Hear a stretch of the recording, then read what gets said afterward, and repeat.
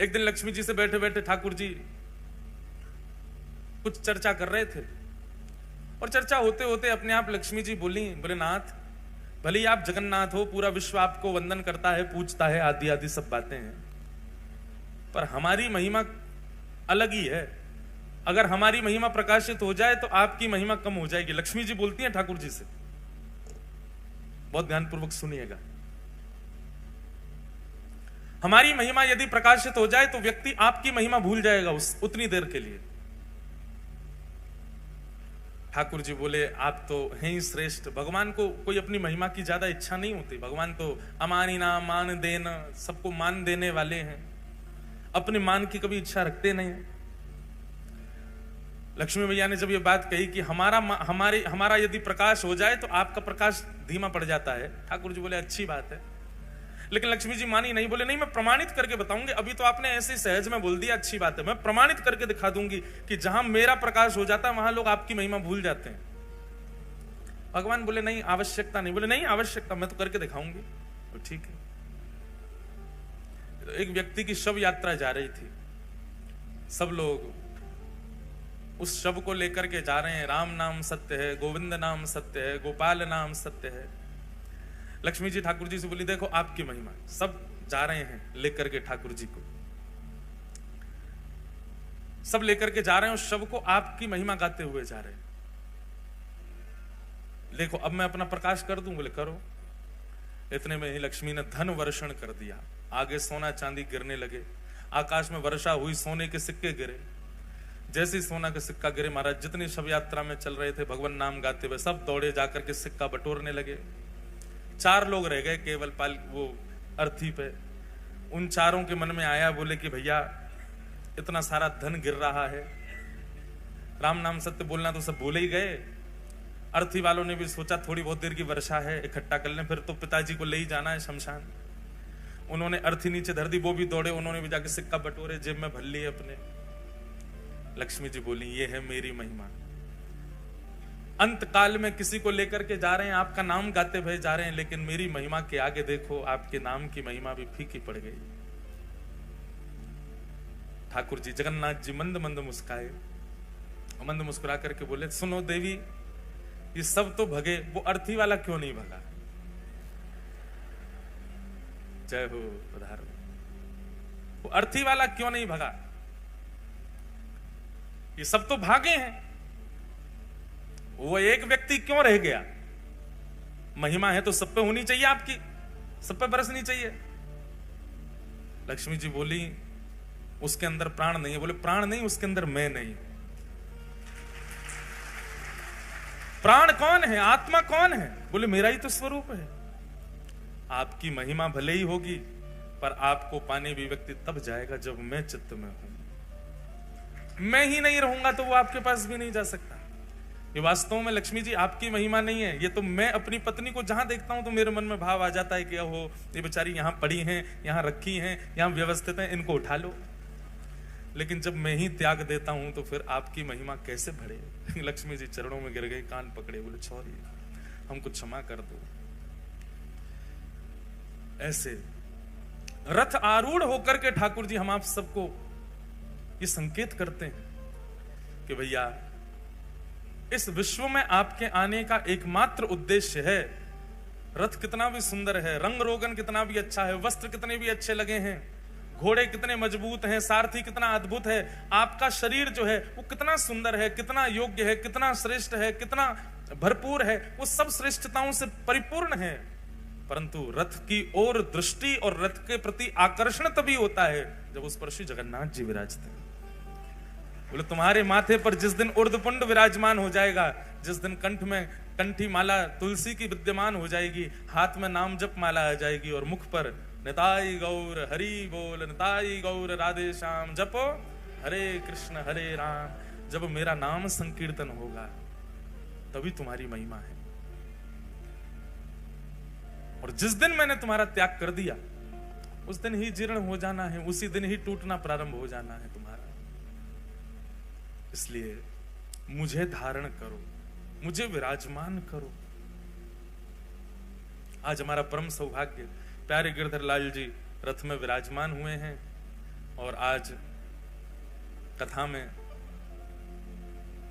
हरिद्वार से भगवत धाम से परम पूजनीय प्रातस्मरणीय हमारे पूज्य श्री मस्तराम बाबा, जिनको भगवत धाम वाले पूज्य महाराज जी, परम पूजनीय प्रातस्मरणीय बड़े महाराज जी स्वामी श्री विवेकानंद जी महाराज का खूब आशीष प्राप्त है, ऐसे परम पूजनीय श्री रविंद्रानंद जी महाराज हमारे मध्य पधारे हैं। महाराज जी का बहुत बहुत स्वागत, बहुत बहुत अभिनंदन। ऐसे स्वागत करते हो आप लोग, बोलो जय जगन्नाथ। सब लोगों ने बताओ, हाँ ऐसे होना चाहिए कि महाराज संतन को भी लगे कि हाँ हिसार में उत्सव चल रहा है। साथ ही हमारे श्री राधारमण गोस्वामी श्री मयंक जी महाराज तो विराज ही रहे हैं, साथ में रवीश जी भी विराज रहे हैं। आज हमारे मध्य में पूज्य श्री नवनीत जी महाराज भी पधारे हैं, नवनीत भैया पधारे हैं। आप जैसे आपको नाम है वैसे ही आपको गुण है, नवनीत ही है, नित्य नूतन नित्य प्रिय ठाकुर जी को श्री नवनीत जी, ऐसे नवनीत जी महाराज पधारे हैं। साथ में एक महाराज जी और विराज रहे हैं। सब संतों को वंदन है, सबको बारंबार प्रणाम है। बंधुओं, महाराज जी बोले मंच पर जाओ तो हमारी कथा का अनाउंसमेंट कर देना। 22 नवंबर से लेकर के 22 से ही है ना महाराज जी की, 25 से 22 23 24 25 26 27 28 तक, 22 से 28 नवंबर श्री मद्भागवत की कथा हापुड़ में, उत्तर प्रदेश के हापुड़ में महाराज जी के सानिध्य में हो रही है। जो लोग भी सुन रहे हैं और जो भी यहाँ पर हापुड़ के आसपास के हैं, सब लोग हापुड़ आइएगा। बाकी कल की कथा जो है बंधुओं वो सुबह 11 बजे से है, क्योंकि हमको कानपुर निकलना है कल ही, इसलिए आप लोग सब 11 बजे यहाँ उपस्थित हो जाना। उपस्थित तो आप लोग और जल्दी हो जाना। अच्छा, हम कथा में कहते हैं लाइट जाए तो ठाकुर जी आ गए। हाँ, जगन्नाथपुरी की बात है। जगन्नाथपुरी में कथा चल रही थी, तो जिस होटल में कथा थी उसके हॉल में वहां लाइट बहुत जा रही थी, क्योंकि रथ यात्रा का समय समीप था। लाइट कटती है जगन्नाथपुरी में बहुत, बार बार लाइट जाए तो सब श्रोता काले काले हो जाएं, अदृश्य हो जाएं। ना श्रोताओं को मैं दिखूं, ना श्रोताओं को, ना मुझे श्रोता दिखे। हम एक दिन गई लाइट तो सबरे बड़े निराश से हो गए, बोले लाइट क्यों जाती है। मैंने कि इस निराशा को खुशी में परिवर्तित करना है, ये तो रोज जा रही है। तो हमने क्या किया, जैसे लाइट जाती है हमने कि कालिया आ गया, कालिया आ गया, जगन्नाथ जी आ गए, जगन्नाथ जी, सबके ऊपर जगन्नाथ। देखो आप लोग रंग बिरंगे दिख रहे हो, क्यों? क्योंकि प्रकाश है। जैसे ही प्रकाश चला जाए तो आप सब एक ही रंग में आ जाओगे, और वो क्या है, श्याम, श्याम वर्ण के हो जाओगे सब। इसका मतलब क्या, ठाकुर जी आ गए। तो कथा में ठाकुर जी आवे तो ठाकुर जी का भाई इतनी बल है, इतना योग्य है ठाकुर जी, इतनी शक्ति है उनमें कि बिजली कहां रुक पाएगी। पिक्चरों में दिखाते हैं भूत आते हैं तो टिमटिमाती है लाइट, ठाकुर जी आते हैं तो टिमटिमाती है लाइट, तो सब चला जाएगा। तो जगन्नाथ जी आ गए। मधुर चरित्र श्री जगन्नाथ जी का हम लोग सुन ही रहे हैं। कल हमने इंद्रद्युम्न राजा पर कृपा करके भगवान श्री जगन्नाथ प्रकट भये और अपने पूर्व के स्वरूप को ही श्री लीलाचल धाम में विराजमान किया।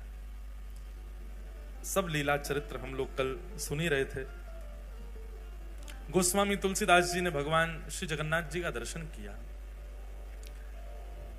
श्री जगन्नाथ जी के 4 द्वार हैं, उत्तर द्वार, दक्षिण द्वार, पश्चिम द्वार और पूर्व द्वार। इन द्वारों के भी अपने अपने महत्व हैं। पूर्व द्वार जो है उसको सिंह द्वार कहते हैं, जो कि धर्म का स्वरूप है। वहीं से ही प्रवेश होता है मंदिर में, उसको सिंह द्वार कहते हैं और वो धर्म स्वरूप माना जाता है। आपने देखा होगा कि सिंह, जो लोग गए जगन्नाथपुरी, सिंह द्वार से जब मंदिर में प्रवेश करते हैं तो सिंह द्वार में श्री पतित पावन भगवान विराज रहे हैं।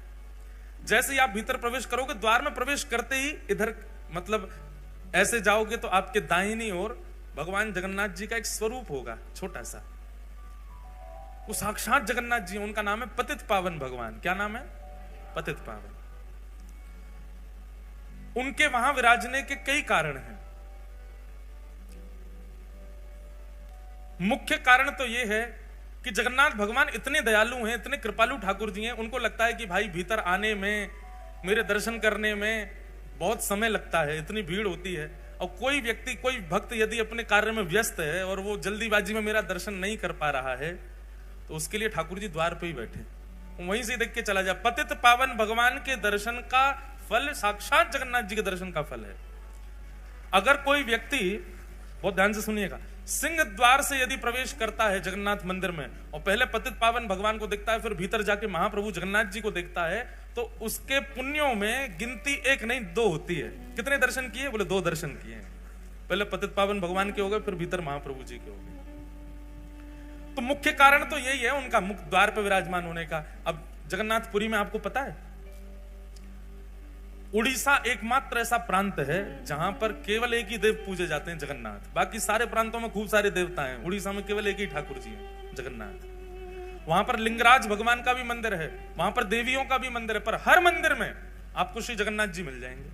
कहीं चले जाओ, पूरे उड़ीसा में एकमात्र ऐसा प्रांत है पूरे भारत में जहां पर जगन्नाथ जी ही देव हैं और कोई देव नहीं।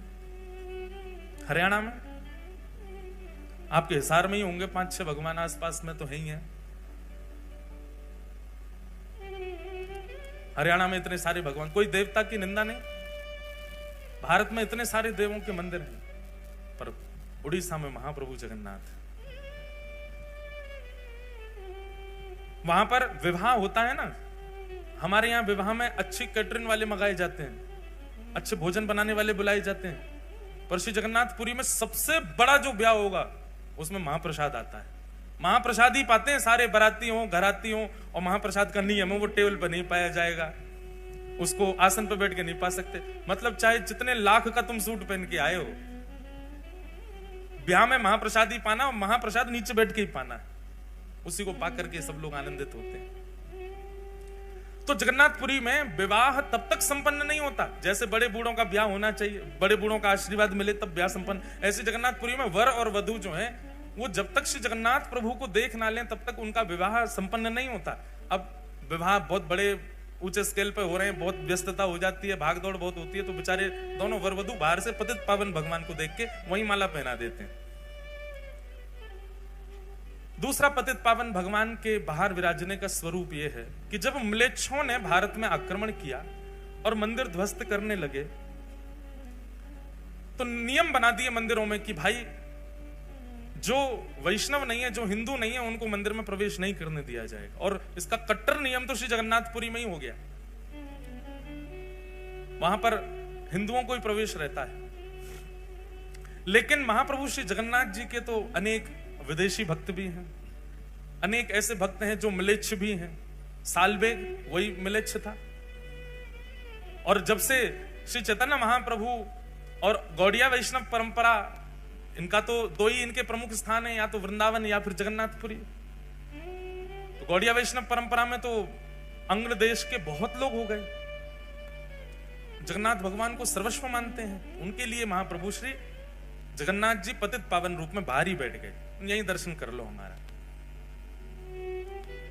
ऐसा शास्त्रों में वर्णन है, ऐसा जगन्नाथ जी की महिमा में भी लिखा है कि यदि कोई व्यक्ति पतित पावन भगवान का दर्शन किए बिना जगन्नाथ जी का दर्शन कर ले तो उसके पुण्य में 0 दर्शन काउंट होता है, दर्शन हुआ ही नहीं है उसको।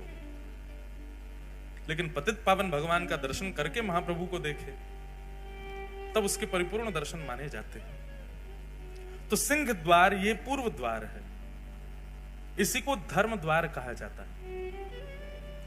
दूसरा पश्चिम द्वार, इसको व्याघ्र द्वार कहा जाता है। इस द्वार से प्रवेश करने से कामनाओं की पूर्ति होती है, क्योंकि ये काम द्वार है। यदि किसी व्यक्ति की कोई कामना है तो वो पश्चिम द्वार से श्री जगन्नाथ जी का दर्शन करने के लिए जाए।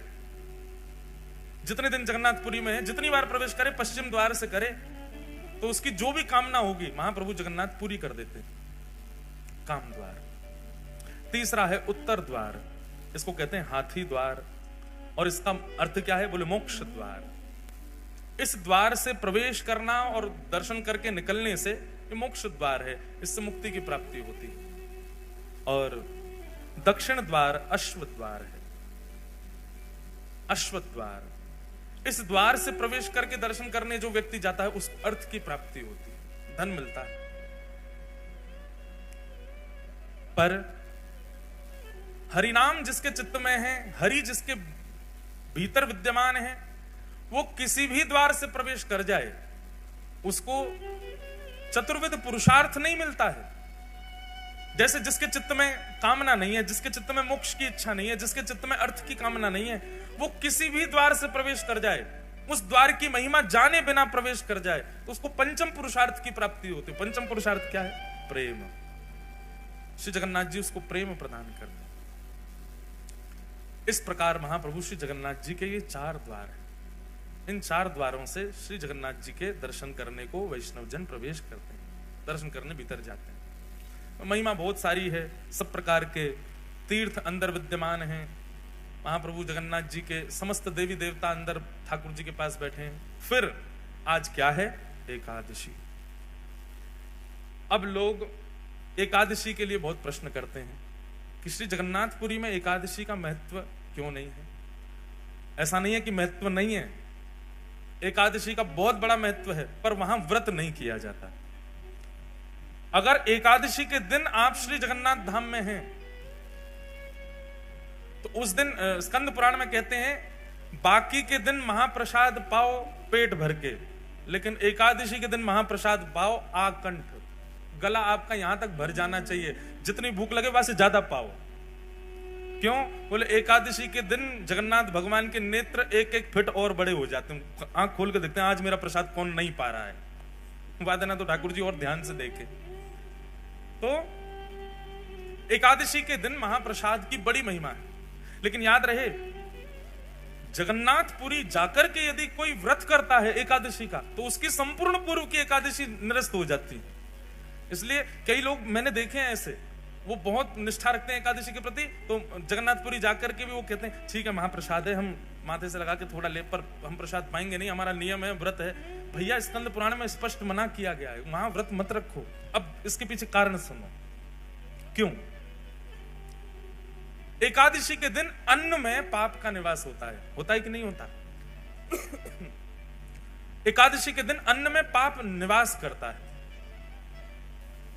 और जगन्नाथपुरी का जो महाप्रसाद है, श्री जगन्नाथपुरी में जो रसोई में प्रसाद सिद्ध होता है, वो स्वयं लक्ष्मी सिद्ध करती। कौन सिद्ध करता है? लक्ष्मी जी के हाथ स्पर्श हो जाने के बाद में कोई अन्न में पाप निवास नहीं कर सकता। और दूसरी बात, लक्ष्मी जी के हाथ से निर्मित हुआ तो पाप तो बहुत दूर की बात है महाराज, उस प्रसाद के चारों ओर करोड़ों पुण्य घूमते रहते हैं। हमको मौका मिले हम इसमें प्रवेश कर जाएं। उसके बाद जगन्नाथ, जगत नियंता जगन्नाथ भगवान उसका भोग लगा रहे हैं, और हम उस समय एकादशी की प्रधानता मान रहे हैं। हम कैसे मान सकते हैं एकादशी प्रधान है उस दिन? हम एक नियम और बताएं, संतों की आज्ञा से बता रहे हैं। एकादशी आपका व्रत चल रहा है, आप हिसार में बैठे हो, आपका व्रत हो रहा है, आप निर्जला कर रहे हो, या जैसा भी आपका व्रत का स्वभाव रहता है वैसा आप व्रत कर रहे हो, बहुत अच्छी बात है, निष्ठा एकादशी की होनी चाहिए। उसी समय वृंदावन से हमारे गिरिराज जी से कोई वैष्णव आए और वहां का 56 भोग लेकर के आए और आकर के आपके घर पर प्रदान किया। अब प्रसाद का नियम क्या है? प्रसाद जैसे ही आपके घर में आए तुरंत उसमें से एक टूक आपको लेना ही चाहिए। क्यों? बोले प्रसाद आया है, आपने रख दिया फ्रिज में, आपने सोचा कल पाएंगे, कल तक जीवित नहीं रहे तो, रात में प्राण चले गए तो, अगले क्षण ही पधार गए तो। प्रसाद जैसे सन्मुख नेत्रों के सामने आ जाए तुरंत उसको ग्रहण कर लेना चाहिए। अब एकादशी ये क्या करें? ये तो अन्न है। अगर आपने उस समय प्रसाद को अन्न माना तो आपकी एकादशी निरस्त हो जाएगी। उसी समय आपके सन्मुख जैसे ही प्रसाद आवे तुरंत लीजिए और तुरंत लेकर के एक टुक मुख में धारण कर लीजिए। क्यों? वस्तु में पाप निवास करता है, व्यंजन में पाप निवास करता है, अन्न में पाप निवास करता है, प्रसाद में पाप नहीं रहता। इसलिए प्रसाद के प्रति ये बुद्धि मत रखो। जगन्नाथपुरी में एकादशी व्रत नहीं करना चाहिए, पर मंदिर का ही प्रसाद पाना चाहिए, बाहर कुछ मत पा लेना, महाप्रसाद पाओ। लक्ष्मी ने बनाया है, जगन्नाथ का अधरामृत है, उसको पाने से तो एकादशी पुष्ट होती है, इसलिए वहां एकादशी व्रत का नियम नहीं। और सबसे बड़ी बात बंधुओं एक हमारी सुनिएगा, प्रसाद को कभी भी व्यंजन मत समझिए। प्रसाद चाहे जगन्नाथ जी का हो, चाहे राधारमण लाल जी का हो, राधा वल्लभ लाल जी का हो, बिहारी जी का हो, श्री गिरिराज जी का 56 भोग हो, उसके प्रति व्यंजन बुद्धि, उसके प्रति पदार्थ बुद्धि बिल्कुल मत रखिए। उसमें स्वाद आ रहा है तो ज्यादा पाना, ऐसा भी भाव मत रखो। साक्षात ठाकुर जी का स्वरूप है। उसी भाव से ही उसको सेवन करना चाहिए। मूलतः एकादशी अन्न के लिए है, प्रसाद के लिए नहीं। इसलिए जगन्नाथपुरी में एकादशी का नियम नहीं है, वहां नहीं करना चाहिए। कई कथाएं आती हैं, जिन जिन लोगों ने एकादशी नियम रखने का प्रयास भी किया, श्री जगन्नाथ जी ने उनको तुरंत ही अवगत भी करा दिया कि भाई तुम यहां एकादशी मत करो, एकादशी करनी है दुनिया में करो। अब लेकिन कई बातें आती हैं, बहुत सारे प्रकार के भाव आते हैं। एक जगह ऐसा भाव आता है कि श्री जगन्नाथ भगवान जो हैं वो साल भर तो दाल भात पाते ही पाते हैं, महाप्रसाद पाते हैं, लेकिन स्नान पूर्णिमा के बाद जब ठाकुर जी अस्वस्थ हो जाते हैं 15 दिन के लिए, रथ यात्रा से पहले श्री जगन्नाथ भगवान अस्वस्थ होते हैं, तो 15 दिन ठाकुर जी महाप्रसाद का भोग नहीं लगाते। तो मतलब अपनी साल भर की जितनी एकादशी ठाकुर जी तभी कर लेते हैं, अपनी सबरी एकादशी ठाकुर जी उन्हीं दिनों में ही कर लेते हैं। मतलब जब श्री जगन्नाथ भगवान अस्वस्थ अवस्था में होते हैं और यदि किसी व्यक्ति का जगन्नाथपुरी में अनेक एकादशियां व्यतीत हुई हैं, ऐसे व्यक्ति को उन 15 दिनों तक उसको भी व्रत नियम करना चाहिए, क्योंकि जगन्नाथ जी प्रसाद नहीं पा रहे हैं तो हम भी नहीं पाए, हमारी भी एकादशी पुष्ट हो जाए उसी में। ऐसी भी भावना है। अस्वस्थ क्यों होते हैं श्री जगन्नाथ भगवान? भगवान को कभी अस्वस्थता हो सकती है? श्री ठाकुर जी के ऊपर कभी किसी भी प्रकार की अस्वस्थता का भाव कैसे आ सकता है? वो साक्षात महाप्रभु हैं। तब प्रसंग सुनाया जाता है भक्त श्री माधव दास जी का। श्री जगन्नाथ भगवान के परम वैष्णव भक्त हुए श्री माधव दास। बहुत सुंदर चरित्र है। कन्नौज के एक विप्र कुल में जन्म हुआ श्री माधव दास जी का। बहुत ध्यानपूर्वक सुनो, जिनको कथा पता है अच्छी बात है, जिनको नहीं पता है वो सुनो, जिनको पता है वो फिर से सुनो।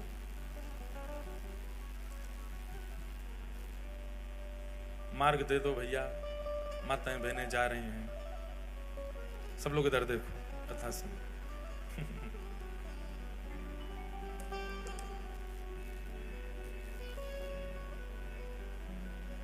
कथा से कोई जाता है तो मन तो होता है कि इनको पकड़ के बैठा दें, पूछ लें भैया क्यों जा रहे हो, पर सबके अपने अपने काम होते हैं।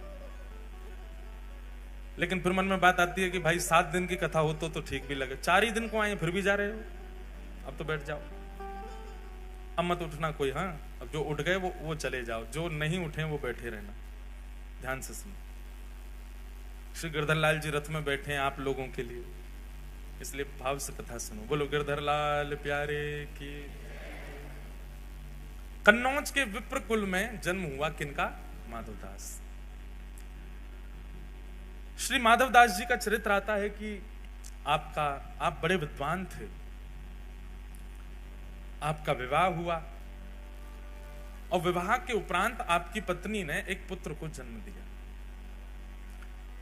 बालक का जन्म होते ही किसी कारण से पत्नी की मृत्यु हो गई और पत्नी की मृत्यु होने पर पूरा घर बड़ा उदास निराश हताश हो गया। माधवदास जी ने संस्कार आदि किए और उसके बाद ऐसी विरक्ति आई माधवदास जी को। विरक्त तो पहले से ही घर वालों ने ब्याह करा दिया था, विरक्ति तो उनके चित्त में थी, परंतु पत्नी की मृत्यु से अब और ज्यादा उनकी विरक्ति जो है वो प्रगाढ़ हो गई। उन्होंने मन में विचार कर लिया कि अब सब तज हरि भज, सब छोड़ छाड़ के ठाकुर जी को भजेंगे। एक बात कहें बंधुओं, माधवदास जी के चरित्र में नहीं कह रहा हूं, अपने विषय में, हम आप सब लोगों के विषय में कह रहा हूं कि हम प्रतीक्षा क्यों करते हैं कि जब कुछ घटना घटे तो ही हम ठाकुर जी के शरणागत हों। प्रतीक्षा मत करो घटना की। वास्तव में कोई घटना होने के बाद, ठोकर लगने के बाद या फिर किसी प्रकार की स्थिति आने के बाद जब हम भगवत सन्मुख होते हैं, ठाकुर जी को अच्छा तो लगता है पर उतना प्रिय नहीं लगता। लेकिन कोई व्यक्ति सर्व व्यवस्था होने के बाद भी, सब कुछ सुमंगल होने के बाद भी ठाकुर जी को शरणागत हो जाता है, तब ठाकुर जी को बहुत प्रिय लगता है। तब लगता है ठाकुर जी को हाँ, ये प्रेम मेरे लिए वास्तविक है।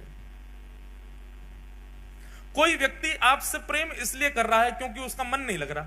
कोई व्यक्ति आपसे प्रेम इसलिए कर रहा है क्योंकि उसके प्रेम के पीछे एक कारण विद्यमान है, एक कारण है जिसके कारण वो आपसे ब्याह कर रहा है। जैसे कि विवाह संबंधों में भी अगर कन्या ने आपसे विवाह किसी कारण से किया, चाहे आपके धन के लिए किया, चाहे आपकी संपत्ति के लिए किया, चाहे किसी और कारणों से किया, तो कारणों से हुआ संबंध आपको पता लगने पर इतनी प्रसन्नता नहीं होती, क्षोभ होता है चित्त में। ऐसे ही ठाकुर जी जब अपने शरणागत को देखते हैं तो शरणागत को देख करके ठाकुर जी तुरंत नेत्र बंद करके विचार करते हैं कारण क्या है इसकी शरणागति का। और जब कारण ठाकुर जी को पता चलता है, ओहो जीवन में दुविधा है, सब जगह ठोकर खा खा के बेचारा परेशान हो गया है, सब जगह विश्वास करके देख लिया लेकिन फिर भी इसको अविश्वास मिला है, सब जगह से ऐसा ऐसा हो करके अंत में मेरे शरण में आया, तो ठाकुर जी मुस्कुराते तो हैं पर प्रसन्न नहीं होते।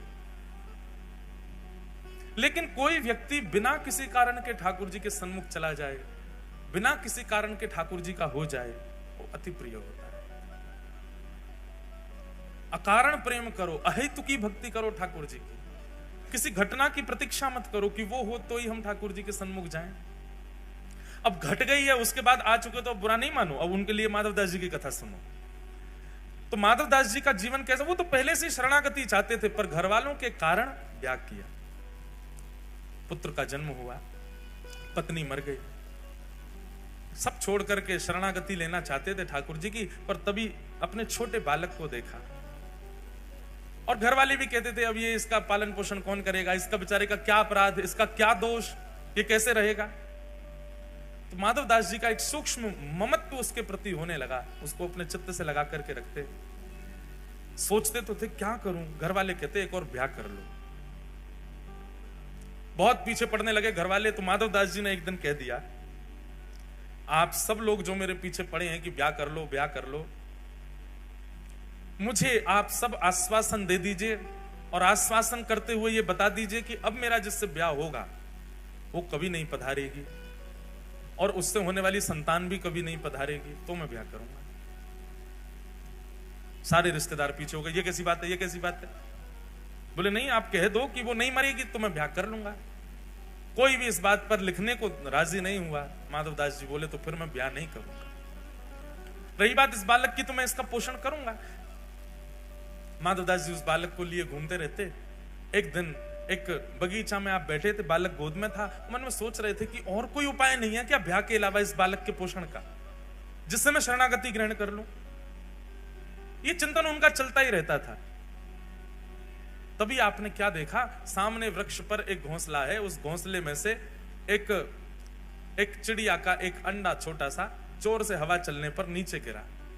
और जैसे ही वो नीचे गिरा, माधवदास जी उसको देख रहे थे। माधवदास जी उठ करके उसको बचाना चाहते थे, पर तभी क्या देखा, नीचे सूखे पत्तों का ढेर था और वो अंडा आकर के उस पर गिरा और बच गया। कोई उसकी दुविधा नहीं हुई। थोड़ी धमक लगने पर अंडा फूट गया, उसमें से बालक बाहर आ गया। वहीं के कीड़े मकोड़े जो थे उनको चुग करके पाने लगा। माधवदास जी के मन में बात आई, बोले हम बेफिजूली की चिंता करते हैं कि इसको कौन पालेगा, इसको कौन रखेगा, इसको कौन संभालेगा। सबका रक्षक जगन्नाथ है तो वो सबको संभालता है। मैं तो दौड़ा था कि मैं अंडा पकड़ दूं, लेकिन नीचे ठाकुर जी ने पहले ही किसी के द्वारा पत्तों का ढेर रखवा रखा है, उस पर गिर करके वो बालक बच गया। और उसके बाहर आते ही उसको प्रसाद भी मिल गया, उसको अपना भोजन पेट भरने के लिए सामग्री भी मिल गई। ना तो इसकी मां इसके पास है, ना इसके पिता इसके पास है, इसका पालन भी तो हो रहा है। कौन कर रहा है? बोले जगन्नाथ कर रहा है। मैं क्यों चिंता करता हूं अपने बालक की। और उसी समय अब देखो, संसार की दृष्टि में इसको गलत माना जाएगा। इसमें क्या माना जाएगा? अपने कर्तव्य से भाग गया। पर वैष्णव दृष्टि में जब विश्वास प्रगाढ़ हो जाता है ना, तो व्यक्ति सब त्याग ही देता है। फिर चाहे पत्नी हो, बच्चे हो, परिवार हो, कोई भी हो।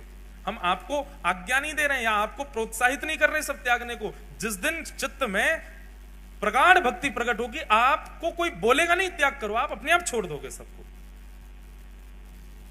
इसीलिए हम बार बार कथा में कहते हैं ज्यादा कथा मत सुनो, ज्यादा बार बार मत सुनो। क्यों? क्योंकि त्याग की स्थिति बहुत बढ़ जाएगी। अभी युवा बहुत आते हैं कथाओं में, और उन युवाओं की स्थिति ऐसी होती जा रही है। जलंधर में अभी हाल देखते आप, वहां बालक ऐसे हो गए कि वो अब संगे ही भगने को तैयार हैं। जहां कथा हो वहीं चल देंगे, जहां आप जाओगे वहीं चल देंगे। ये प्रारंभिक त्याग, दो प्रकार के त्याग आते हैं। एक प्रारंभिक त्याग जो होता है, उसमें भी सब छोड़ने का मन होता है, पर उस समय रुकना चाहिए। वो नया नया त्याग है, नए नए त्याग में छोड़ने का मन होता ही है। कुछ समय प्रतीक्षा करो तो फिर समझ में आता है कि अभी त्याग वास्तविक आया नहीं है।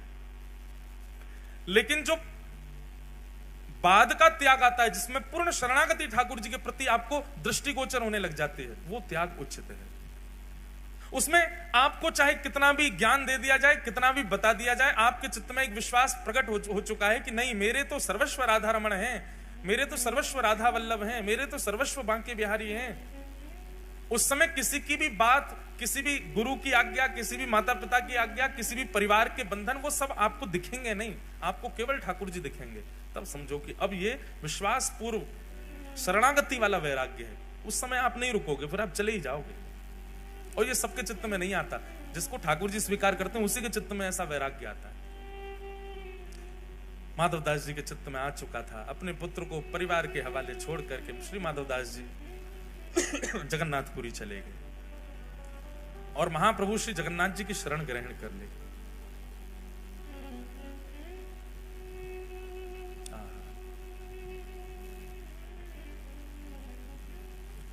गिरधर ही गुणगान मेरे तो गिरधर ही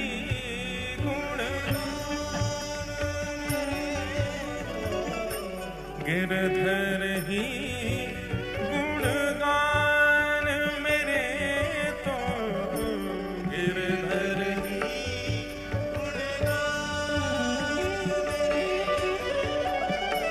गिरधर ही गुणगान मेरे तो गिरधर ही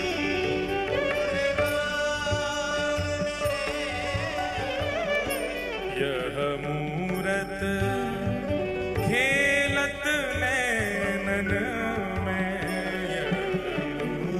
सब लोग गाओ। श्री अष्टछाप के सखा कृष्णदास जी का पद है। जब स्थिति ऐसी हो जाएगी तो फिर कोई और भाएगा ही नहीं, सब छोड़ के जाने का ही मन होगा। यह मूरत खेलत नैनन में, यह मूरत खेलत यही हृदय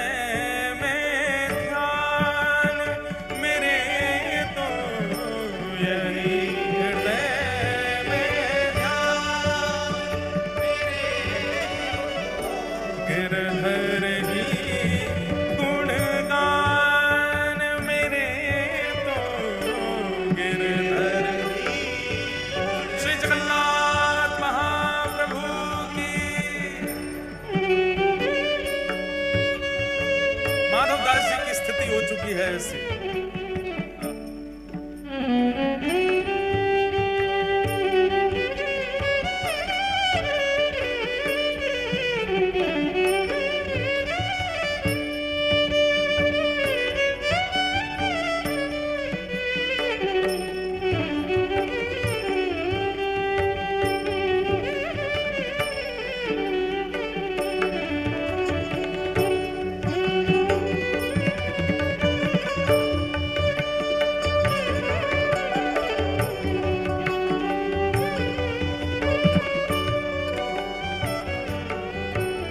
सब लोग शब्द सुन करके गाना मेरे साथ।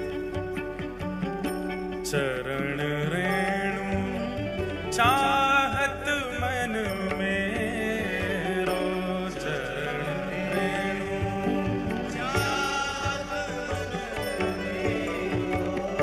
चरण रेणु चाहत मन मेरो, चरण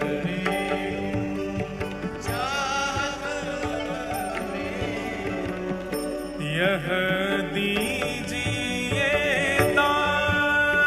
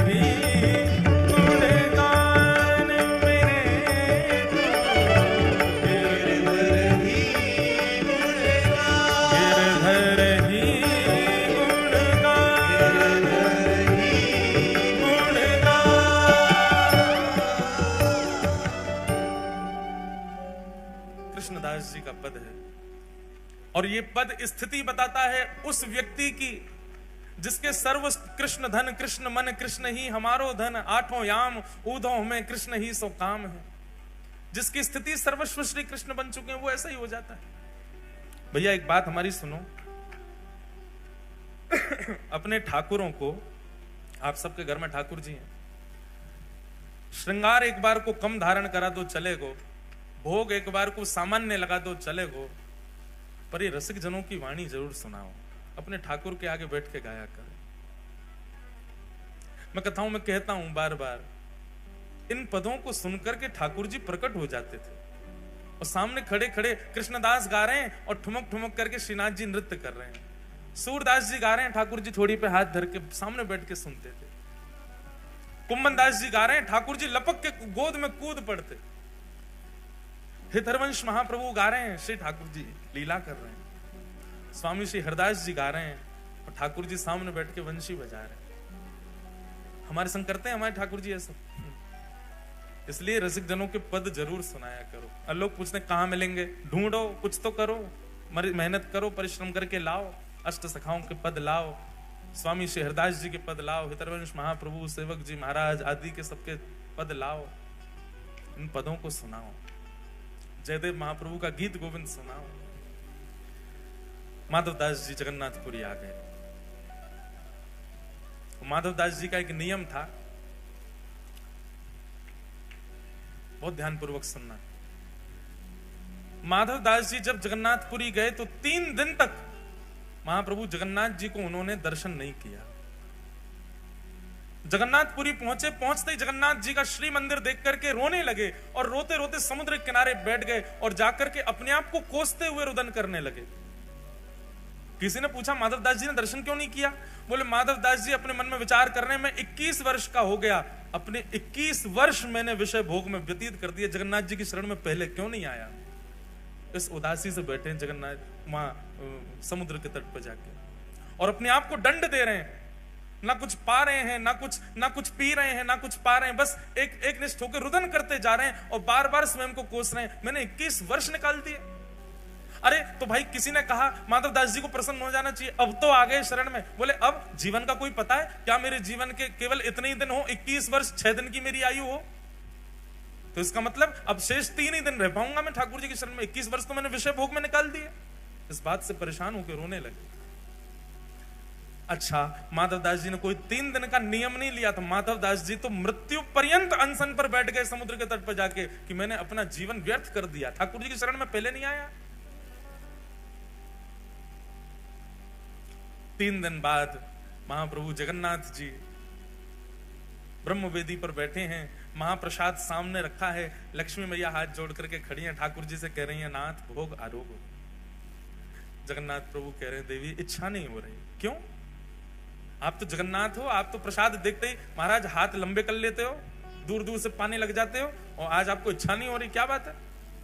महाप्रभु जी कहते हैं एक मेरा भक्त सब छोड़ के आ गया, सब त्याग करके आया, त्याग करके मेरे शरण में आया है, लेकिन इस बात की ग्लानि में बैठा है कि इतने वर्ष मैंने क्यों संसार में विषय भोग भोगे, और वो भूखा प्यासा 3 दिन से पुरी में समुद्र के तट पर बैठा है। मुझे उसकी याद आ रही है, मुझे भूख नहीं लग रही है, तुम कुछ करो, उसके पास प्रसाद भिजवाओ, वो पाएगा तब मैं प्रसन्न होऊंगा। लक्ष्मी जी ने स्वर्ण के थाल में महाप्रसाद को, जबकि थाल में कभी महाप्रसाद नहीं पाया जाता, थाल में प्रसाद केवल ठाकुर जी पा सकते हैं जगन्नाथपुरी में, बाकी सबको तो पत्रों में पाना पड़ता है, मट्टी के बर्तन में पाना पड़ता है, थाल में कोई प्रसाद नहीं पाता। लेकिन सन्मुख का थाल जिसमें महाप्रभु जगन्नाथ भोग लगाते हैं, वही थाल जगन्नाथ जी के अधुरामृत से युक्त थाल एक बालक का रूप धारण करके माधवदास जी के पास ले जाया गया, और माधवदास जी के पास रख करके कहा, बोले कि आप ही माधवदास हैं? स्वर सुनकर के बोले हाँ जी मैं ही हूं। बोले श्री ठाकुर जी ने आपके लिए प्रसाद भेजा है मंदिर से, पा लीजिए। माधवदास जी तो महाराज प्रसाद देखने में व्यस्त हो गए, बालक अंतर ध्यान हो गया, प्रसाद देख करके इतने प्रसन्न हो गए, बोले ठाकुर जी ने प्रसाद भेजा, तुरंत प्रसाद पा लिया। प्रातः काल होते ही मंदिर में थाल नहीं मिला, सब जगह हाहाकार मच गई, पुजारियों पर प्रश्न चिन्ह उठाने लगे। गजपति महाराज ने पुजारियों को खड़ा किया, थाल कहां गया ठाकुर जी का? सब बोले हमने तो भीतर ही पधराया, पता नहीं कहां गया। ठाकुर जी ने गजपति राजा को स्वप्न आदेश दिया, बोले चिंता नहीं करो, समुद्र के तट पर माधवदास नाम के भक्त हैं, उनके पास ही वो थाल में नहीं भिजवाया था, क्योंकि वो 3 दिन से अनशन पर बैठे थे। ये खबर सुनते ही सब पुजारियों सहित गजपति राजा गए और समुद्र तट पर देखा माधवदास जी बैठे प्रसन्न मुद्रा में, स्वर्ण का थाल रखा है, प्रसाद पा चुके हैं। सबने जाके दंडवत किया और कहा महाराज आप दर्शन के लिए चलो। समस्त पुजारी और गजपति राजा माधवदास जी को लेकर के मंदिर में जैसे ही गए, मंदिर में माधवदास जी के प्रवेश करते ही ब्रह्मवेदी पर बैठे श्री जगन्नाथ झूमने लगे, ऐसे आनंदित होने लगे माधवदास को देख के। बंधुओं, हम सबने झूमते हुए ठाकुर जी को देखा है जब वो रथ पे जाते हैं, पर जैसे ठाकुर जी वो रथ पे जाते हुए झूमते हैं पंडा पुजारियों के संग, ऐसे ठाकुर जी वास्तव में अपने अनन्य भक्तों को देख के ब्रह्मवेदी पर झूमने लगते थे। कितने प्रसंगों में मैंने देखा, माधवदास जी के प्रसंग में देखा, यहां साल्वेक के प्रसंग में देखा, रघुदास नाम के भक्त हुए उनके प्रसंग में देखा,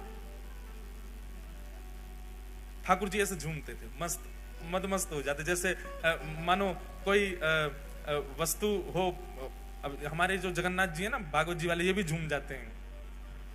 कई बार कथा में जोरदार कीर्तन होता है तो जोर से माइक बजता है तो ये भी ऐसे झूमते हैं, कभी कभी दिखते हैं। तो ठाकुर जी झूमने लगे माधवदास को, और जैसे ही झूमने लगे सब पंडा पुजारी जय जयकार करने लगे, हरि हरि बोलो, हरि हरि बोलो। महाप्रभु प्रसन्न हो गए माधवदास को देख करके। माधवदास जी ने प्रथम दर्शन किया श्री जगन्नाथ जी का, नेत्रों में अश्रु भर आए, ठाकुर जी को निहारते रहे, दर्शन किया।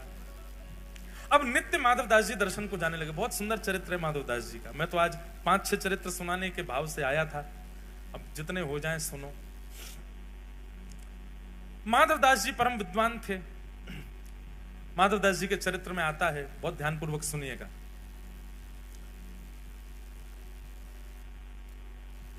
एक परम विद्वान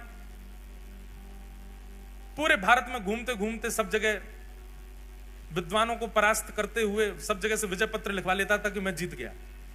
काशी गया तो काशी में उसको किसी ने कहा, बोले सुनो, अगर तुमने जगन्नाथपुरी के माधवदास जी को हरा दिया तो हम मान जाएंगे कि तुम पूरे विश्व के विजेता, क्योंकि उनसे बड़ा विद्वान इस समय पृथ्वी पर कोई भी नहीं है। माधवदास जी को हरा के दिखा। ब्राह्मण देवता तुरंत जगन्नाथपुरी गए, जगन्नाथपुरी में ढूंढने लगे कहां है माधवदास। किसी ने बताया वो कुटिया है माधवदास की। पहुंच गए, माधवदास जी को जाके कहा, हम अपना परिचय दिया, अपने विजय पत्र दिखाने लगे दुनिया भर के, मैं यहां से जीत करके आया हूं। अब मुझे किसी ने कहा है आपको हरा दूंगा तो मैं विश्व विजेता माना जाऊंगा। माधवदास जी बोले सब हमको करने की इच्छा नहीं, हम विद्वान इसलिए नहीं बने कि सबको अपनी विद्वत्ता का प्रमाण दें।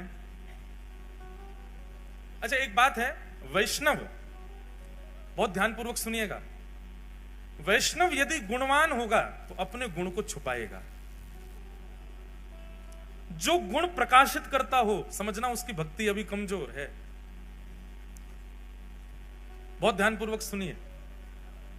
जो ठाकुर जी का स्वीकारी किया गया वैष्णव होगा, वो अपनी कला को, अपने गुण को, अपने स्वरूप को, अपनी श्रेष्ठताओं को छुपाएगा।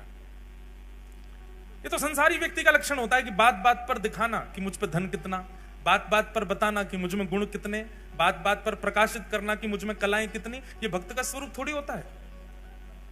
भक्त तो गोपनीय रखता है अपने स्वभाव, स्वरूप और अपनी योग्यताओं को। इसलिए हमारी प्रार्थना विशेष रूप से उन लोगों से जो उर्धपुंड धारण करते हैं और गले में कंठी पहनते हैं, आप वैष्णव चिन्ह अंकित हो गए हो, अब तो गोपनीय हो जाओ।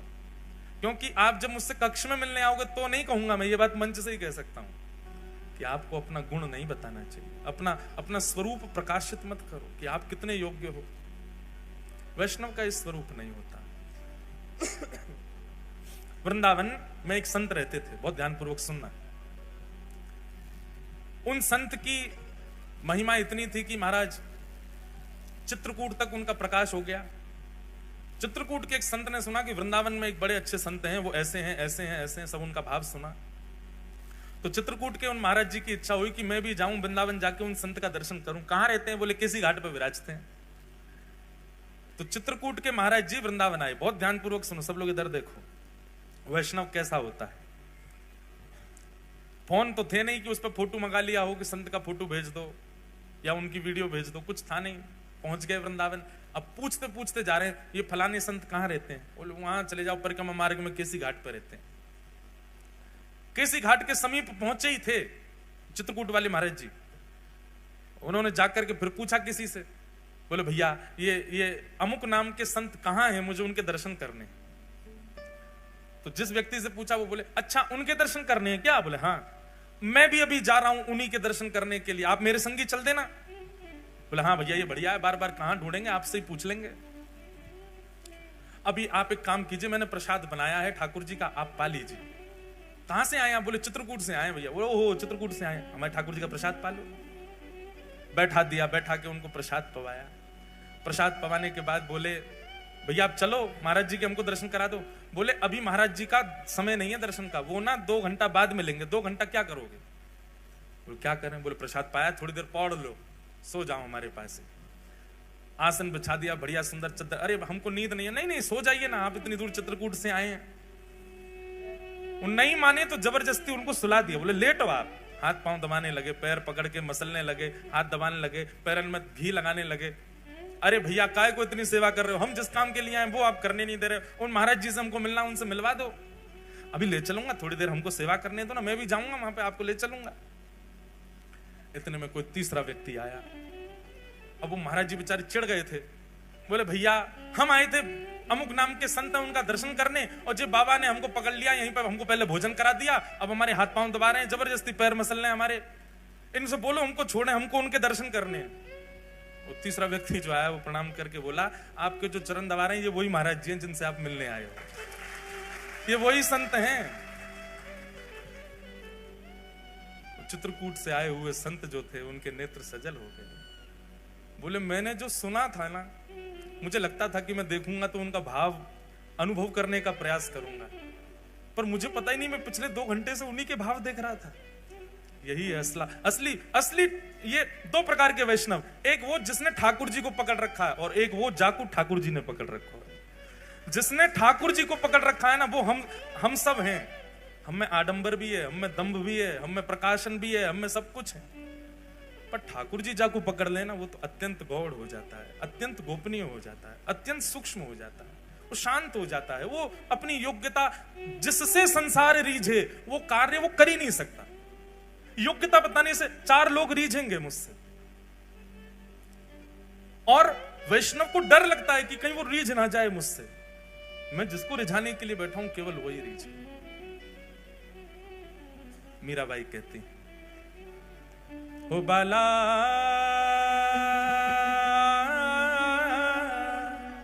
मैं बैरागन हूंगी मैं बैरागन मैं बैरागन। क्यों? इस पूरे पद की जो विशेष लाइन है ना, जो विशेष बात है मीराबाई की, आप लोग कहोगे मीराबाई भी तो प्रकाशित कर रही है कि मैं बैरागन होंगी, सबको गा के क्यों बता रही है? उनका कहने का एक ही उद्देश्य है, जिससे सब रीझ है उसलिए नहीं। गाना मेरे साथ। जिन भेषा मारो सावर